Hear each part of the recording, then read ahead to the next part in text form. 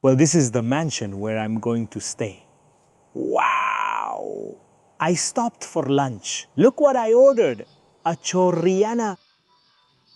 It's a base of French fries, all covered with vegetables and a fried egg. Tell the camera today what happened, why you came over.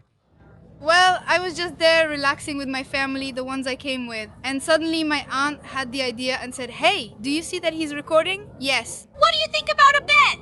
I'll give you $5 if you go and let him record you. So, well, here I am. Go! How's it going? Welcome to another episode of Un Topo por el Mundo. We're in Santiago, Chile. We just arrived by plane.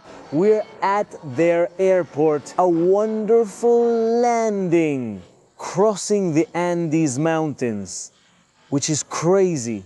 I really recommend that if you come to Chile, get a window seat. If you're coming during the day, right? Because what you see through that window is a beauty that really makes me think about the effort that San Martin put in to cross it back in the early 1800s, more than 200 years ago. What an amazing thing he did. Someday I'd also like to cross it on horseback myself. Let's see if it's possible, and maybe we'll make a little video about it. But now the journey is to go to downtown Santiago. And as you know, I like to take public transportation. So, we're going to take the colectivo. According to Google Maps, I have to go to a station called Pajarito. Thank you. Hi, how are you? Good morning. Here we are on the bus. We bought the ticket to Pajarito station on the Centro Puerto line. It cost me 2,300 Chilean pesos. Just so you have an idea, $1 is equal to 900 Chilean pesos. The good thing is that they let you pay with a card. And just in case I had withdrawn some bills from the ATM, here I have a 20,000 bill that has the image of Andrés B., a prominent Chilean from the early 19th century. It's 2:10 in the afternoon, and we're leaving from the airport. Let's see how long it takes to get to Pajarito station. And from there, how long it will take us to get to our house in Santiago de Chile. I'll show you that as well. In case you're wondering, like, how do I catch the bus? It's simple. You leave the terminal, and there you'll find the little booths where they sell the ticket. At 2:30 p.m., we've arrived at Pajarito station, and from here we're going to take the subway, line 1 in Santiago de Chile. The first thing that catches my attention as soon as I enter the subway station is that they have a bathroom and they charge you 700 Chilean pesos for it. The design of this type of station reminds me of those in Mexico City. It's very similar. Well, at least it has a similar vibe. We just went through the turnstile. You can pay with a card, you just tap it directly, or you can do like those who slipped underneath, and the price varies depending on the time you travel. Now it costs me 735 Chilean pesos, but it can also be 835 if you travel during rush hour. Here they don't say hora pico, because pico means what men have.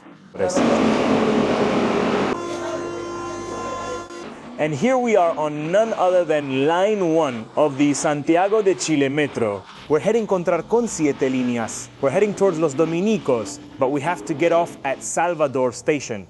Here in Santiago, we're going to find 7 lines, and it has a total route of 149 kilometers.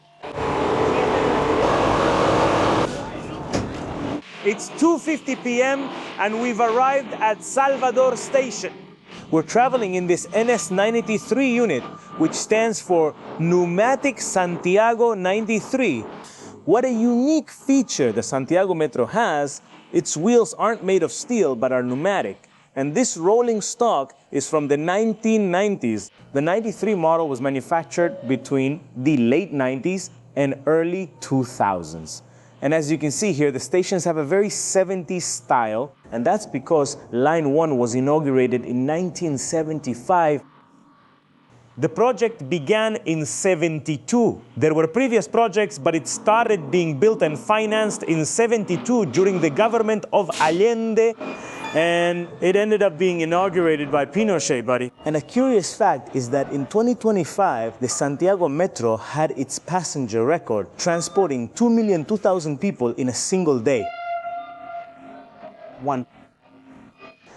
At the moment I'm recording the video, it could be surpassed. I just checked on my phone how much an Uber from the airport to here would have cost me. And it's about 18,000 Chilean pesos. And according to it, it would take about 30 minutes. We took 40, and now the walk to the house where I'm going to stay, which is just a few blocks, will take us about 10 minutes walking. So let's say a total of 50 minutes versus 30. But I saved about 15,000 Chilean pesos, more than $15. And these are the first images we have of Santiago, Chile. We're on its streets.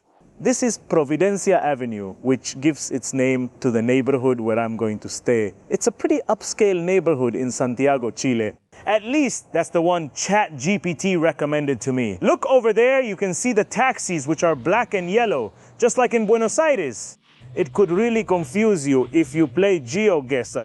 Pay close attention in GeoGuessr. If you see black and yellow taxis, you might think it's Buenos Aires, but it's actually Santiago de Chile. And if you see mountains in the background, it's definitely Santiago de Chile and not Buenos Aires. Well, this is the mansion where I'm going to stay. Wow! You need to enter an access code here. Let's see if it works.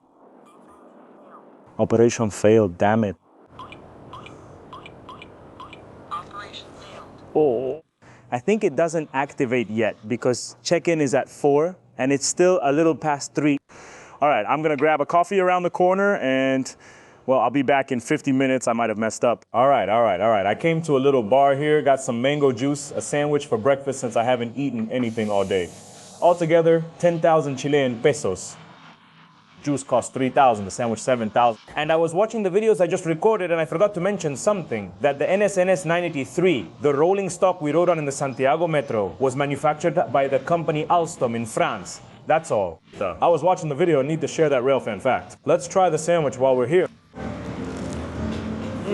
It's amazing. I was really hungry. A lot of people tell me, hey, you eat a lot of things and everything is good. Yeah, I love almost everything. If something isn't good, I'll say it. But this is really great. In fact, the high ISO challenge is coming up here in Santiago de Chile. Let's see what we can buy for less than $4. And here we go again. Let's try again to see if the code works. Oh, operation fail, man. It throws me an error, man. Mo's mistake, it was 3.5, right?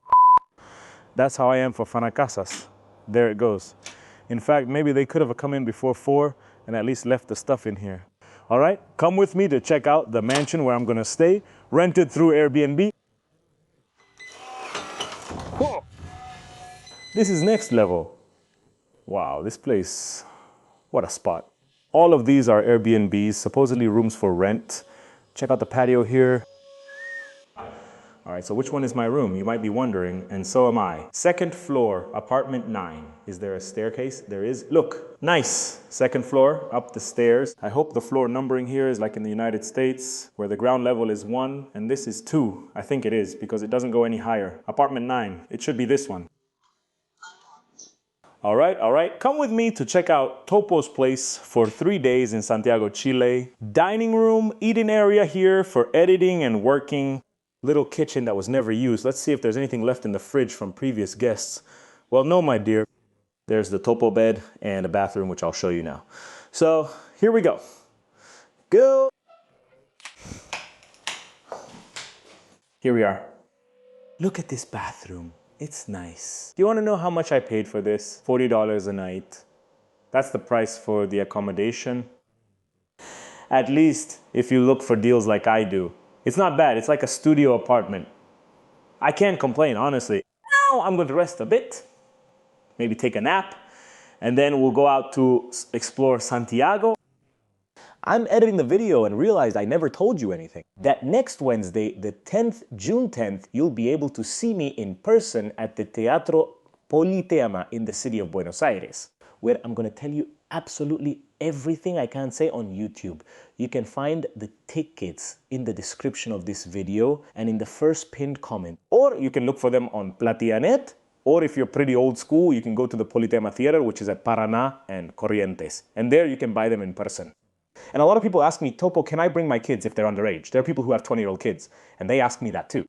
You can come without any problem as long as you have the maturity to understand the show. So I'll see you this Wednesday at the Politeama Theater. Now that we're rested, Let's go out for a walk. The sky got cloudy, but I saw in the forecast that it's just a passing cloud. In a little while, it should clear up. We'll see. What I like about Santiago is that we have hills all over the city that you can see. In this case, it's San Cristóbal, even though you can't see it because of the fog. But, well, they say it'll clear up soon. In Argentina, they say that if there are sneakers hanging on a wire, it means they sell drugs there. Here we see sneakers on the corner of the trash can. Could it mean the same thing? Where do they sell? Around here maybe? In this building? We don't know. I stopped to have lunch. Look what I ordered. A vegetarian chorrillana. It's a base of French fries, all covered with vegetables and a fried egg. And here comes the bread. Let's start with this. Or salmonella by doing this. Oh. You idiot. Let's hit it there. Am I eating all this? Yes. That's what it is. No, it's delicious. A typical dish from here in Chile. It has avocado, which is very Chilean, chili, zucchini-like squash, and things like that. Good. Pure rock and roll. And I ordered a typical drink too called terremoto, very typical of this area. It's pineapple juice with wine and grenadine. Wow. After this, anything I say lacks credibility. You might not hear me so well because I took off the microphone, but I'm eating and I found hearts of palm, man. Here I'm gonna eat the chorrillana here at Fuente de Soda Blasco. How much did it cost me? You might be wondering. 13,900 and the terremoto, about 3,500. This concrete giant we have right in the center of Santiago is the Entel Tower. Entel, the national telecommunications company, just like it was in Argentina before it was privatized. I don't owe anything to Entel, as Charlie would say. I don't owe anything to anyone. And until the creation of the Sky Costanera building, which we'll see soon. This was the tallest in Chile with a height of 128 meters, and it was inaugurated in 1974. And up there are the antennas that allow us to stay connected. Like I'm using UBIGI, which is the eSIM that allows me to connect. And with the code TOPO, you get a great discount. I came all the way to the Las Glastaria neighborhood. Here it's a very old neighborhood, very beautiful, very picturesque. It has little stands to buy crafts, souvenirs, all those things, antiques. For those of us from Buenos Aires, it would be like the San Telmo of Santiago de Chile, but with the particularity that its buildings have more of a style similar to Recoleta. You can tell they didn't have yellow fever here. Why do I say that? Because after the yellow fever epidemic in Buenos Aires, San Telmo was a neighborhood that started to deteriorate and people moved to other areas like Recoleta, for example. But it still keeps that bohemian spirit today with its old buildings that have seen better days. Here, the old buildings are very well preserved.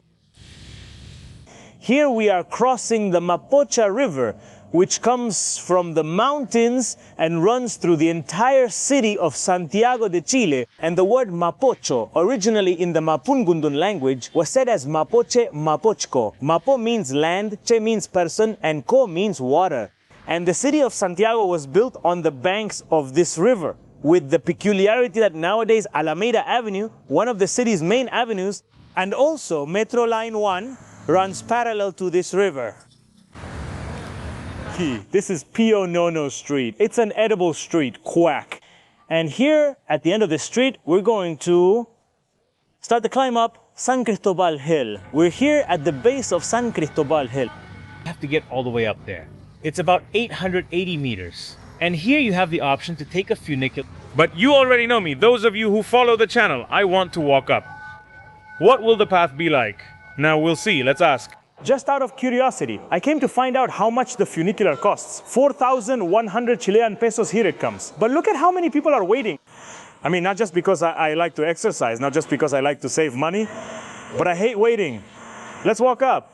Here, next to the funicular, we have this little street. That's the continuation of Pio Nono. Supposedly, it takes us to the top. Let's see if we make it.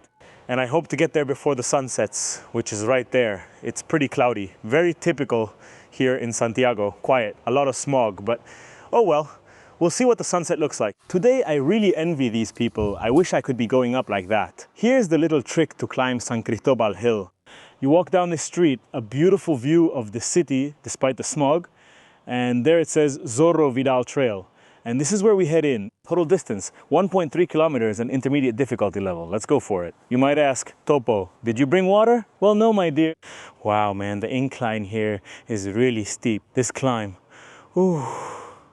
Well, let's keep going. We're almost there. The view is spectacular. Another option to go up and also to come down is the cable car. It costs the same as the funicular, the same price. 4,100 Chilean pesos. Look where we are. The gravel path has now turned into cobblestone. There's also a way to go up via the road, but it's a much longer way around. This way is much simpler, but steeper, and we've reached the top of the hill. Beneath all this fog lies the city of Santiago, Chile. Down there are the approximately 8 million people who live in this city. Keep in mind that about 18 million people live in Chile. Look how amazing this is. Here we are with some friends. What's your name? Benjamin. Benjamin, look, you drink mate, but you're not from an Argentine family. As a Chilean, you drink mate with the little mound, making it right here in the mountains. Explain on camera what happened when you came over today. Well, I was just there relaxing with my family, the ones I came with. And suddenly my aunt had an idea and said, hey, do you see that he's recording? Yeah. What do you think if we make it a bet? I'll give you $5 if you go and let him record you. Wow, you just made more than $6 right now. So, well, Here I am! Now bring half and share it! A few moments later, show it. Here it is. 5 minutes later, he arrives with the 5 grand and tries to give me half. I refuse, saying, it's all yours. Thank you, it was a pleasure. I still have to go up the Costanera building, which is the tallest in Santiago, and we hope to get a better view from there, but we'll do that in another video. So stay tuned to the channel. Subscribe, hit the bell and all that stuff so you're notified every time I upload new content. Thanks for being there and see you next time.